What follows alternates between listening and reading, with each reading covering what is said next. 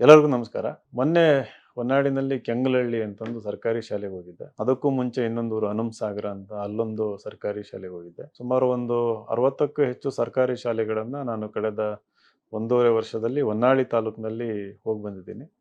ನೀವು ಯಾವುದೇ ಸರ್ಕಾರಿ ಶಾಲೆಗೆ ಹೋಗಿ ಇನ್ನೇನು ಇದು ಇನ್ನೊಂದು 2-3 ವರ್ಷದಲ್ಲಿ ಸರ್ಕಾರಿ ಶಾಲೆ ಮುಚ್ಚಿ ಹೋಗುತ್ತೆ ಅನ್ನೋ ಒಂದು ಪರಿಸ್ಥಿತಿ ಉದ್ಭವ ಆಗಿದೆ. ಅಲ್ಲಿ ಕೂರೋದಕ್ಕೆ ಡೆಸ್ಕ್ ಇರೋದಿಲ್ಲ, ಬೇಸಿಕ್ ಮೂಲಭೂತ ಸೌಕರ್ಯ ಇರೋದಿಲ್ಲ. ಯಾವುದೇ ಆದಂಥ ಒಂದು ಮಕ್ಕಳಿಗೆ ಕಲಿಯೋದಕ್ಕೆ ಅನುಕೂಲಕರವಾದ ವಾತಾವರಣ ಯಾವುದೇ ಒಂದು ಸರ್ಕಾರಿ ಶಾಲೆನಲ್ಲಿ ಇಲ್ಲ. ಎಲ್ಲೋ ಅಲ್ಲಿ ಇಲ್ಲಿ ಇಡೀ ತಾಲೂಕಿಗೆ ಒಂದು 2-3 ಮಾದರಿ ಸ್ಕೂಲ್ಗಳು ಇರ್ತವೆ. ಅದ್ರ ಮೇಲೆ ಕರ್ನಾಟಕ ರಾಜ್ಯ ಏನು ಮಾಡಿದೆ ಇವಾಗ KPS ಮ್ಯಾಗ್ನೆಟ್ ಅಂತ, ಕರ್ನಾಟಕ ಪಬ್ಲಿಕ್ ಸ್ಕೂಲ್ ಮ್ಯಾಗ್ನೆಟ್ ಅಂತಂದು ಸುಮಾರು 1,400 ರಿಂದ 1,500 ಮಕ್ಕಳು ಇರೋ ರೀತಿಯಲ್ಲಿ ಒಂದು ದೊಡ್ಡ ಶಾಲೆನ ನಾವು ಪ್ರತಿ ಒಂದು 5 ಕಿಲೋಮೀಟರ್ ರೇಡಿಯಸಲ್ಲಿ ಮಾಡ್ತೀವಿ ಅಂತಂದು ಮುಂದೆ ಬಂದಿದ್ದಾರೆ.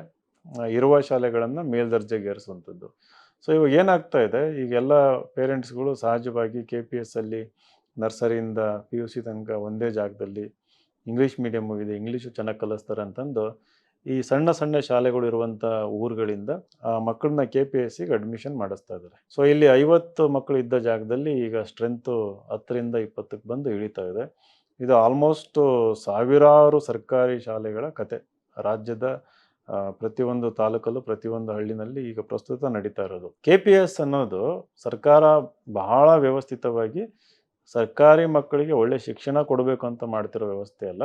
ಸರ್ಕಾರಿ ಶಾಲೆಗಳು ಸಂಪೂರ್ಣವಾಗಿ ಮುಚ್ಚೋಗ್ಲಿ ಅಂದರೆ ಏನು ಪಬ್ಲಿಕ್ ಸ್ಪೆಂಡಿಂಗ್ ಇದೆ, ಸರ್ಕಾರದ ಒಂದು ಸ್ಪೆಂಡಿಂಗ್ ಇದೆ, ಅದು ಶಿಕ್ಷಣದ ಮೇಲೆ ಇನ್ನು ನಾವು ಸ್ಪೆಂಡ್ ಮಾಡೋದು ಬೇಡ. ಹಳ್ಳಿ ಮಕ್ಕಳು ಯಾವುದಾದ್ರೂ ಸುತ್ತಮುತ್ತ ಪ್ರೈವೇಟ್ ಸ್ಕೂಲ್ ಸೇರ್ಕೊಳ್ಳಿ ಅನ್ನೋ ಒಂದು ದೊಡ್ಡ ಮಟ್ಟದ ಒಂದು ಪಿತೂರಿ ಅಂತ ಬಹಳ ಕಣ್ಣಿಗೆ ಕಾಣುವಷ್ಟು ಸತ್ಯ ಇದು. ಇದರಲ್ಲಿ ನಾವೇನು ಅದನ್ನು ಪಿತೂರಿ ಅಂತ ಕರಿಬೇಕಾಗಿಲ್ಲ, ಏನಿಲ್ಲ, ಇದು ಸತ್ಯ. ಇದು ಪ್ರೈವೇಟೈಸೇಷನ್ ಮಾಡ್ತಾ ಇದ್ದಾರೆ. ಆಮೇಲೆ ಇಲ್ಲಿ ನೇಮಕಾತಿ ಮಾಡ್ದಂಗೆ ಸುಮಾರು more than 40,000 primary school post vacant ಇದ್ದಾವೆ. 7,000ಕ್ಕಿಂತ ಹೆಚ್ಚು ಶಾಲೆಗಳಲ್ಲಿ ಕೇವಲ ಒಬ್ಬರು ಟೀಚರ್ ಇದ್ದಾರೆ. ಇಲ್ಲಿ ನೀವು ಸ್ಕೂಲಿಗೆ ಹೋಗಿ ನೋಡಿದಾಗ ನೆಲದ ಮೇಲೆ ಯೂನಿಫಾರ್ಮ್ ಇಲ್ದಂಗೆ, ಕಾಲಲ್ಲಿ ಒಂದು ಶೂಸು ಸಾಕ್ಸ್ ಇಲ್ದಂಗೆ ಮಕ್ಕಳುಗಳು ಆಲ್ರೆಡಿ ಕಿತ್ತೋಗಿರೋಂಥ ನೆಲದಲ್ಲಿ ಕೂತ್ಕೊಂಡು ಇನ್ನೇನು ಬಿದ್ದೇ ಬಿಡ್ತಾವೆ ಅನ್ನೋ ಚಾವಣಿ ಕೆಳಗೆ ಪಾಠ ಕೇಳಬೇಕಾದ್ರೆ ಈ 6ರಿಂದ 12 ವರ್ಷದ ಮಕ್ಕಳುಗಳು ಏನು ಅನ್ಯಾಯ ಮಾಡಿದ್ದು ಅಂತಂದು ಒಂದು ಪ್ರಶ್ನೆ ಬರ್ತದೆ. ಅದೇ ವಯಸ್ಸಿನ ಮಕ್ಕಳು ಯಾವುದೋ ಒಂದು ದೊಡ್ಡ ಶಾಲೆಯಲ್ಲಿ, ಪ್ರೈವೇಟ್ ಶಾಲೆಯಲ್ಲಿ, ಅವರೆಲ್ಲ ಭಾರತ ಮಾತೆಯ ಮಕ್ಕಳುಗಳು, ಒಂದೇ ಸಂವಿಧಾನ, ಒಂದೇ ವ್ಯವಸ್ಥೆ. ಆದರೆ ಈ ಅಸಮಾನತೆ ನೋಡಿ, ಇದರಿಂದ ಆಗ್ತಿರುವಂಥ ಪರಿಣಾಮಗಳನ್ನು ನಾವು ಗಮನಿಸಬೇಕಾಗುತ್ತೆ. ಇಡೀ ಹಳ್ಳಿಗಳೇ ಹಾಳಾಗ್ತಾ ಇದ್ದಾವೆ ಶಿಕ್ಷಣದಲ್ಲಿರುವ ಅಸಮಾನತೆಯಿಂದ. ಬಟ್ ಅಧಿಕಾರಿಗಳಿರ್ಬೋದು ಅಥವಾ ಜನಪ್ರತಿನಿಧಿಗಳಿರ್ಬೋದು, ಸರ್ಕಾರಗಳಿರ್ಬೋದು, ಬೇಕಂತಲೇ ಈ ಶಾಲೆಗಳು ಮುಚ್ಚೋಗ್ಲಿ ಅಂತ ಪ್ರತಿಯೊಂದು ಶಾಲೆಯಲ್ಲಿ ಓದ್ತಾ ಇರೋರು ಮೆಜಾರಿಟಿ SC ST OBC ಮಕ್ಕಳು ಅಥವಾ ಮುಂದುವರಿದ ಸಮಾಜಕ್ಕೆ ಸೇರಿದ ಅತ್ಯಂತ ಬಡ ಮಕ್ಕಳು ಕೂಡ ಇರ್ತಾರೆ. ಎಲ್ಲ ಸಮಾಜದ ಮಕ್ಕಳು ಇರ್ತಾರೆ, but majority SC ST OBC ಮಕ್ಕಳು ಇರ್ತಾರೆ. ಪೇರೆಂಟ್ಸು ಕೂಲಿಗೆ ಹೋಗ್ತಾರೆ, ಸರ್ಕಾರಿ ಶಾಲೆಯಲ್ಲಿ ಮಕ್ಕಳನ್ನ ಬಿಟ್ಟು ಬಿಸಿ ಊಟ ಸಿಗುತ್ತೆ, ಏನೋ ಒಂದು ಬೇಸಿಕ್ ಎಜುಕೇಷನ್ ಸಿಗುತ್ತೆ ಅಂತ ಹೋಗಿರ್ತಾರೆ. ಇವಾಗ ಈ ಶಾಲೆಗಳನ್ನು ವ್ಯವಸ್ಥಿತವಾಗಿ ಮುಚ್ಚೋದ್ರ ಮೂಲಕ ಅದು ಕೂಡ ಅವರಿಂದ ಕಸ್ಕೊಂಡ್ರೆ ಈ ಮಕ್ಕಳುಗಳು ಎಲ್ಲಿಗೆ ಹೋಗಬೇಕು? ಇವಾಗ ನೀವು ಶಿಕ್ಷಣದ ವ್ಯವಸ್ಥೆ ಯಾವ ರೀತಿ ಬೆಳೀತಾ ಇದೆ ಅನ್ನೋದನ್ನು ನೀವೆಲ್ಲಾದರೂ ಓದಿದರೆ, ಅರ್ಥ ಮಾಡ್ಕೊಂಡಿದ್ರೆ, ಮುಂದಿನ ದಿನದಲ್ಲಿ ಬೇಕಾಗಿರುವಂಥ ಒಂದು ಸ್ಕಿಲ್ ಏನಪ್ಪ ಅಂತಂದರೆ, ಏನು ಸರ್ಕಾರಿ ಶಾಲೆ ಮಕ್ಕಳಿಗೆ ಸಿಗುತ್ತೆ ಅಂದರೆ ಅನಿಶ್ಚಿತತೆನ ಎದುರಿಸುವಂಥ ಒಂದು ಧೈರ್ಯ. ಹಳ್ಳಿಯಲ್ಲಿ ಅವ್ರ ಊರಲ್ಲೇ ವಾತಾವರಣದಲ್ಲಿ ಬೆಳೆದು ಅಲ್ಲಿರುವಂಥ ಹಳ್ಳ ಕೊಳ್ಳ ನದಿ ಕೆರೆ ಅಲ್ಲೆಲ್ಲ ಈಜಾಡಿ, ಅಲ್ಲೆಲ್ಲ ಎಕ್ಸ್ಪ್ಲೋರ್ ಮಾಡಿ, ಗುಡ್ಡ ಗಿಡ್ಡ ಎಲ್ಲ ಹತ್ಕೊಂಡು ಬಂದು ಊರಲ್ಲಿ ಆಟ ಆಡಿ ಒಂದು ಕಾನ್ಫಿಡೆಂಟ್ ವ್ಯಕ್ತಿತ್ವ ಬೆಳೆದಿರುತ್ತೆ. ಆತ್ಮಶಕ್ತಿ ಜಾಸ್ತಿ ಇರುತ್ತೆ, ಆತ್ಮವಿಶ್ವಾಸ ಜಾಸ್ತಿ ಇರ್ತದೆ.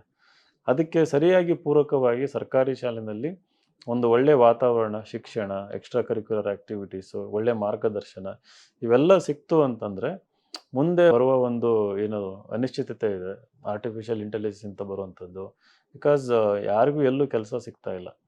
ಅಂಥ ಒಂದು ವಾತಾವರಣದಲ್ಲಿ ಈ ಮಕ್ಕಳುಗಳು ಒಂದು ಸಮಾಜದಲ್ಲಿ ಆಸ್ತಿಯಾಗಿ ಬೆಳೆಯುವಂಥ ಅವಕಾಶಗಳು ಇರ್ತದೆ. ಇವತ್ತು ಶಿಕ್ಷಣ ವ್ಯವಸ್ಥೆನೇ ಸಂಪೂರ್ಣ ಹಾಳು ಮಾಡಿ ಈ ಮಕ್ಕಳು ಶಿಕ್ಷಣ ವ್ಯವಸ್ಥೆಯಿಂದ ದೂರ ಆದರೆ ನಿಮಗೆ ಗೊತ್ತಲ್ಲ, ಅಡ್ಡದಾರಿ ಹಿಡಿಯುವಂಥ ಚಾನ್ಸಸ್ ಜಾಸ್ತಿ ಇರ್ತದೆ. ಈ ಕಡೆ ಸಮಾಜಕ್ಕೆ ಆಸ್ತಿ ಆಗಬೇಕಾಗಿರೋರು ಸಮಾಜಕ್ಕೆ ಹೊರೆಯಾಗುವಂಥ ಎಲ್ಲ ಒಂದು ಸೂಚನೆಗಳು ಕಾಣಿಸ್ತಾ ಇದ್ದಾವೆ. ಈಗ ಆಲ್ರೆಡಿ ಆಗೋಗಿದೆ. ಸರ್ಕಾರಗಳು ತಮ್ಮ ಹತ್ರ ಇರುವ ದುಡ್ಡನ್ನು ಈ ಬಿಡದಿ ಟೌನ್ಶಿಪ್ಪು, ಏನೋ ಕ್ವೀನ್ ಸಿಟಿ ಅಂತ ಬೆಂಗಳೂರು ಹತ್ರ, ಅಲ್ಲೇ ನೀವು 15,000 20,000 40,000 ಕೋಟಿ ಪ್ರಾಜೆಕ್ಟ್ ಮಾಡ್ಬೇಕಂತಿದ್ರಿ.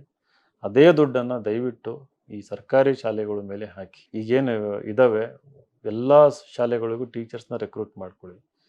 ಅಲ್ಲಿರುವ ಮೂಲಭೂತ ಸೌಕರ್ಯನ ಇಂಪ್ರೂವ್ ಮಾಡಿ. ಎಲ್ಲ ಮಕ್ಕಳು ಬಂದು ಹಳ್ಳಿನಲ್ಲಿರೋರು ಅಲ್ಲೇ ಬಂದು ಸೇರ್ಕೊತಾರೆ. ಒಂದು ಶಿಕ್ಷಣದಲ್ಲಿ ಒಂದು ಸಮಾನತೆ ತರೋದಕ್ಕೆ ಪ್ರಯತ್ನ ಮಾಡಬೇಕು. ಸೊ ಇದು ನಾನು ನೋಡಿರೋ ಪ್ರಕಾರ ಹೆಂಗೆ ಅಂತಂದರೆ, ಎಷ್ಟು ಆತಂಕ ಇದೆ ಅಂದರೆ ಹಳ್ಳಿಗಳಲ್ಲಿ, ಇಲ್ಲ ನಮ್ಮ ಸ್ಕೂಲ್ ಮುಚ್ಚೋಗ್ತದೆ, ನಾವು ಹೋರಾಟ ಮಾಡಬೇಕು, ನಾವು ಇದ್ರ ಬಗ್ಗೆ ಏನಾದರೂ ಮಾಡಬೇಕಂತಂದು ಪ್ರತಿಯೊಬ್ಬರಲ್ಲೂ ಇದು ಬರ್ತಾ ಇದೆ. ಹೆಂಗೆ ಅನ್ಎಂಪ್ಲಾಯ್ಡ್ ಯೂತು ಒಂದು ದೊಡ್ಡ ಮಟ್ಟದ ಹೋರಾಟ ಮಾಡಿದರು, ಅದೇ ರೀತಿ ಗ್ರಾಮೀಣ ಭಾಗದ ಜನಗಳು ಎಲ್ಲ ವಯಸ್ಸಿನವರು ಸೇರ್ಕೊಂಡಂಗೆ ಈ ಸರ್ಕಾರಿ ಶಾಲೆಗಳನ್ನ ಏನು ಮುಚ್ತಾ ಇದ್ರು ವ್ಯವಸ್ಥಿತವಾಗಿ, ಅದರ ವಿರುದ್ಧ ದೊಡ್ಡ ಮಟ್ಟದ ಹೋರಾಟ ಮಾಡೋ ದಿನಗಳು ಬಹಳ ದೂರ ಇಲ್ಲ. ಅದು ವಿಕೋಪಕ್ಕೆ ಹೋಗುವ ಮುಂಚೆನೆ ಎಚ್ಚೆತ್ಕೊಂಡು, ಈ ಮೊನ್ನೆ ಸುಮ್ಮನೆ ಅದು ಇದು ಗ್ಯಾರಂಟಿ ಅಂತ ಹೇಳಿದಿರಿ, ಬಸ್ ವ್ಯವಸ್ಥೆ ಮಾಡ್ತೀವಿ, ಟೀಚರ್ಸ್ನ ನಾನ್ ಟೀಚಿಂಗ್ ವರ್ಕಿಂದ ನಾವು ಇದು ಮಾಡ್ತೀವಿ, ಆಲ್ರೆಡಿ SIRಗೂ ಟೀಚರ್ಗಳೇ ಹೋಗ್ತಿರೋದು, ಸಮೀಕ್ಷೆಗಳಿಗೂ ಟೀಚರ್ಸೇ ಹೋಗ್ತಿರೋದು. ಗೌರ್ಮೆಂಟ್ ಟೀಚರ್, ನೀವು ಯಾವ್ದಾರು ಸ್ಕೂಲಿಗೆ ಹೋಗಿ ನೋಡಿ ಟೀಚರ್ ಎಲ್ಲಿದ್ದಾರೆ ಅಂದರೆ ಇಲ್ಲ, ಪಾಠ ಮಾಡೋಕ್ಕೆ ಯಾರಿಲ್ಲ. ಒಂದೇ ಕ್ಲಾಸಲ್ಲಿ ಒಂದೇ ಕ್ಲಾಸ್ ರೂಮಲ್ಲಿ 1ನೇ ಕ್ಲಾಸಿಂದ 7ನೇ ಕ್ಲಾಸ್ ಹುಡುಗರು ಒಂದು ಕ್ಲಾಸಲ್ಲಿ ಕೂತಿರ್ತಾರೆ. 1ನೇ ಕ್ಲಾಸು ಪಾಠ ಮಾಡೋದು 7ನೇ ಕ್ಲಾಸ್ ಮಕ್ಕಳು ಕೇಳಿಸ್ಕೋಬೇಕು, 7ನೇ ಕ್ಲಾಸಿಗೆ ಮಾಡೋದು 1ನೇ ಕ್ಲಾಸ್ ಮಕ್ಕಳು ಕೇಳಿಸ್ಕೋಬೇಕು. ಸೊ ಹಿಂಗಿದ್ರೆ ನಮ್ಮ ದೇಶ ಉದ್ಧಾರ ಆಗೋದು ಹೆಂಗೆ? ಸಮಾನತೆ ಎಲ್ಲಿಂದ ಬರಬೇಕು? ಸಮಾನತೆ ಇಲ್ಲ ಅಂತಂದರೆ ಎಲ್ಲಿಂದ ಸಾಮರಸ್ಯ ಬರಬೇಕು? ಸಾಮರಸ್ಯ ಇಲ್ಲ ಅಂತಂದರೆ ರಾಜಕಾರಣಿಗಳು ಅವ್ರಿವ್ರ ಮಧ್ಯೆ ವಿಷ ಬಿತ್ತಿ ಹೊಡೆದಾಡಿಸಿ ಅಧಿಕಾರದಲ್ಲಿ ಶಾಶ್ವತವಾಗಿ ಇರ್ತಾರೆ.